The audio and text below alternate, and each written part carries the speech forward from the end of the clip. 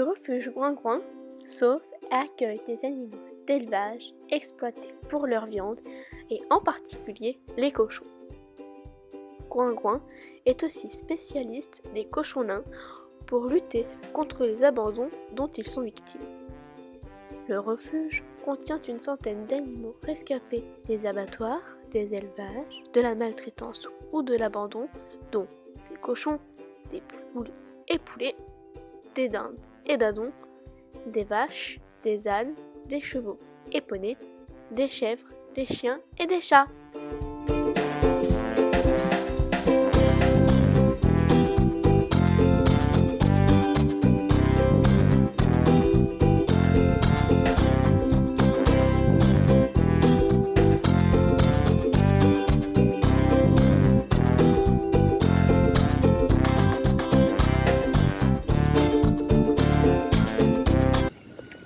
Pompon est une truie aveugle qui était engraissée par des particuliers pour être mangée.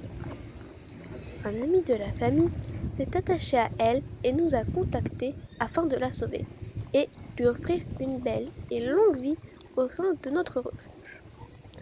Pompon partage désormais sa vie, son box et son pré avec Eston. Celui-ci l'a guidée dans le refuge et grâce à lui, elle se déplace désormais sans souci et avec facilité. Ils sont devenus inséparables. Bah alors, Kiriosa, faut pas monter sur les cochons pendant qu'ils dorment. Eston, ce cochon dit de ferme, a été élevé pour être mangé. Il a énormément changé la vie de ces deux éleveurs. Avec son caractère aimant, son intelligence et sa bonne bouille, il a transformé ces deux omnivores en véganes. Être végane, ça veut dire que l'on refuse d'exploiter les animaux. Viande, poisson, mais aussi pas de cuir, fourrure, laine, cirque, etc. Être végane, ce n'est pas une question de religion, de Dieu, etc., mais de la volonté. En 2015, Gouin-Gouin et compagnie a été contacté par les éleveurs d'Eston pour un sauvetage. Aujourd'hui, Eston vit une vie bien paisible auprès de son ami Pompon.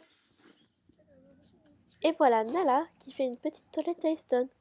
Il a l'air de beaucoup aimer ça.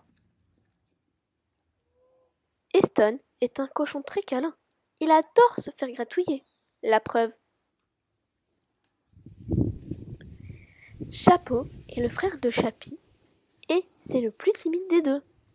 Ils ne se quittent jamais et sont hyper câlins avec les gens qu'ils connaissent. Un membre de notre équipe a trouvé 3 chatons sur la route en 2014. L'un était mort écrasé par une voiture, un autre avait une patte cassée. Chapeau a donc été opéré, pose d'une mini-broche dans son mini-fémur. Chapi et Chapeau ont bien grandi depuis et vivent heureux et libres au sein du refuge. L'histoire du sauvetage de la famille Barbapapa est pleine de rebondissements. À l'origine, nous avons été contactés par les autorités pour secourir 4 cochons. Or, nous avons découvert sur place beaucoup plus d'animaux que prévu. Il y avait notamment 13 cochons, dont une truie qui venait tout juste de mettre au monde 9 bébés. Nous avons décidé de leur porter secours. Maintenant, Barbamama et ses bébés, Barbabelle, Barbalala, Barbotine, Barbapapouille, Barbouille, Barbibule, Barbidou, Barbachou et Barbizou passent une belle vie au refuge Gouin-Gouin. Youpi, une partie de jeu avec maman!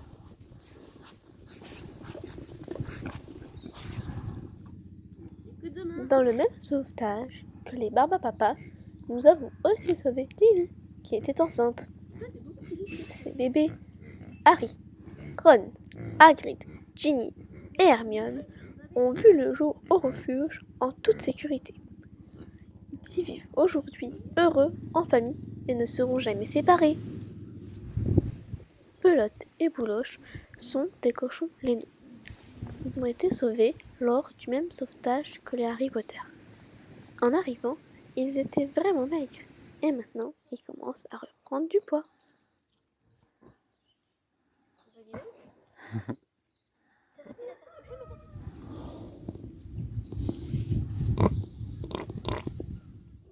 Et Daisy, toi aussi tu veux des caresses? Un bon bain de boue pour Pelote et Bouloche. Les filles, venez là. Et voici Julia, Lavande, Violette, Capucine et Dynamite. Tous les cochons que vous voyez là viennent d'élevages intensifs, sauf Dynamite. Celle-ci était un cadeau de mariage. Les mariés avaient prévu de la manger quand elle aura atteint ses 100 kilos. Bah oui. Mais une invitée nous a contactés pour la sauver. Les cochons d'élevage intensif sont sélectionnés pour devenir très rapidement les plus gros possibles. Et cela leur cause beaucoup de douleur car leurs pattes ont du mal à supporter tant de poids. Boudina.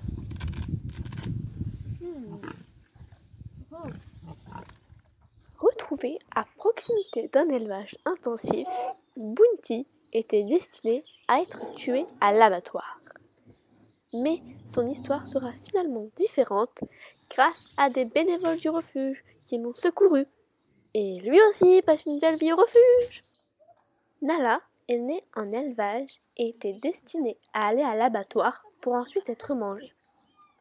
Une employée de l'élevage qui s'était prise d'affection pour Nala a contacté Groin-Groin pour savoir si le refuge pouvait accueillir Nala et s'en occuper. Elle avait perdu la vue à cause d'une grave infection aux yeux qui l'avait fait beaucoup souffrir. Malgré de nombreux soins, les vétérinaires ont dû lui retirer les yeux pour pas que l'infection s'aggrave et la fasse encore plus souffrir. Depuis, elle ne souffre plus et mène une belle vie chez Groin-Groin. Comme d'autres cochons du refuge qui ont perdu la vue au cours de leur vie d'avant, cela n'empêche pas de jouer, fouiner et vivre une vie normale. Non mais tu vas faire un câlin à un poteau et tu vas pas me faire de câlin. Tu blagues. Fais tes câlins toi. Moi je t'ai vu faire des câlins au poteau et pas à moi. Voici les chèvres. Je ne vais pas vous raconter leur histoire une par une, ce serait trop long. Certaines viennent d'élevage et d'autres de chez des particuliers. Et maintenant, elles ont un trampoline. Eh, la chance! À tes souhaits, Gambette. Eh oh, les animaux, ils sont en liberté ici, pas dans une assiette. Les chèvres aussi adorent les caresses. Voici les petites cabanes que je trouve vraiment trop mignonnes. Des cochons nains. Ils y dorment à un ou à deux dedans. Ils peuvent choisir leur cabane. Et quand ils déménagent, c'est le plus fort qui gagne. Il faut savoir que 70% des cochons finissent abandonnés. Ils pèsent entre 60 et 80 kg à l'âge adulte. Il faut disposer d'un grand terrain qui permettra d'offrir aux cochons un espace minimum de 400 m² d'herbe, un box, une cabane de jardin isolée, température et humidité, et paille en grande quantité. Être conscient qu'un cochon est très puissant et adore creuser. Il peut dévaster une pelouse en une après-midi et manger plantes et arbustes. La durée de vie d'un cochon est d'environ 20 ans. La plupart des cochons nains du refuge ont été abandonnés par des particuliers. Barney était délaissé par sa famille et passait son temps seul dans une cour d'immeuble en plein Paris, sans abri. Alerté par les voisins, le refuge est allé récupérer ce petit cochon très gentil en juin 2016. Barney est très câlin et se laisse tomber quand on s'approche de lui pour lui gratter le bidon. Hey, c'est l'heure du jeu pour les chevaux, les ânes et les poneys.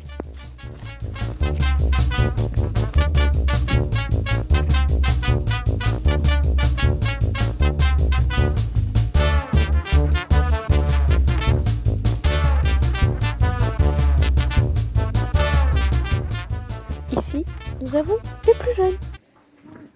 Et ici, nous avons les plus vieux.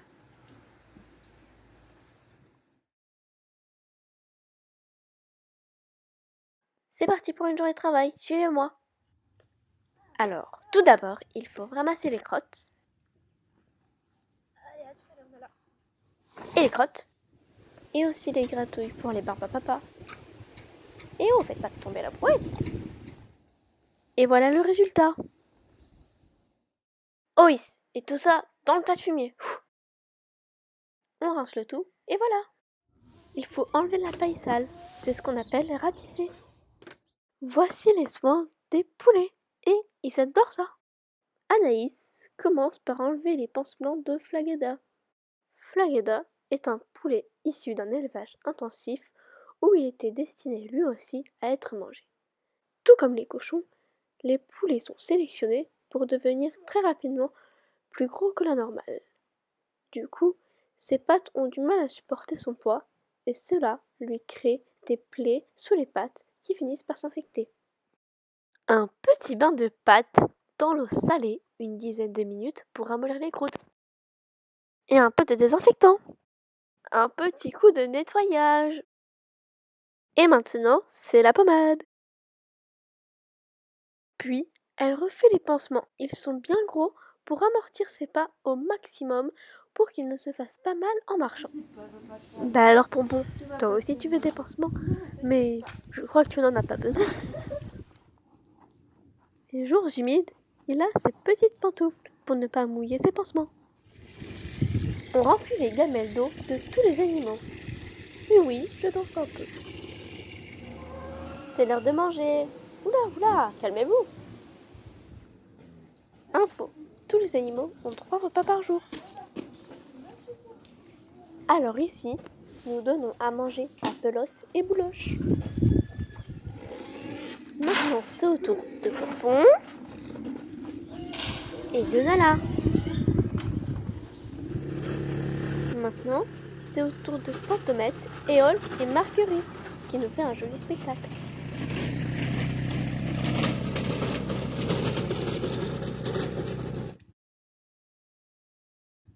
Bon appétit mes jolis.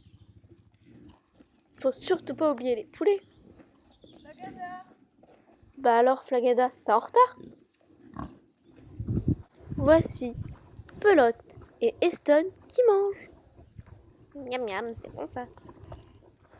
J'en veux. Et voici Eston tout seul.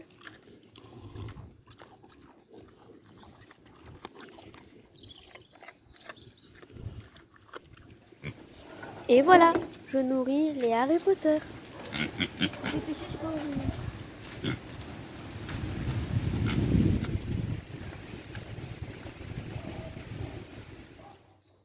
Et voici Anaïs qui donne à manger au Barba Papa. Barba Mama ne mange pas avec ses bébés car elle mange beaucoup plus vite qu'eux et elle ne leur laisserait pas grand chose. Du coup, à chaque fois à l'heure du repas, nous la surveillons pour faire en sorte qu'elle reste bien dans sa cabane. Et ensuite, elle peut retourner avec ses petits quand elle veut.